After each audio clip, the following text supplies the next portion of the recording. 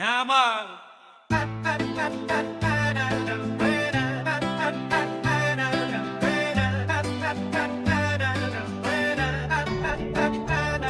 Mənim həyatımın axmaqları var.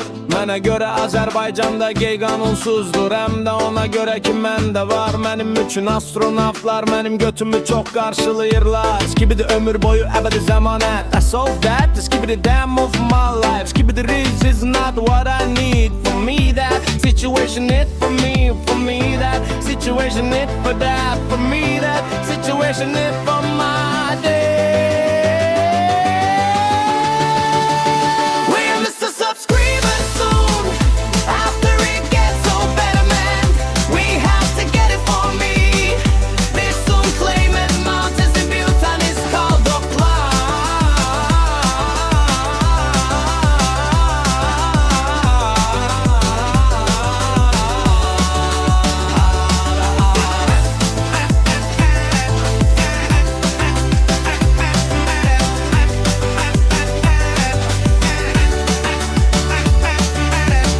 Görə də torpağınız yaxşıdır. Ukrayna və Ermənistan müharibəsindən sonra sadə həyat ötüb. Atın hündürlüyü, datın hündürlüyü. Yeni Zelandiyanın müstəqillik günü ilə səfərim üçün çox.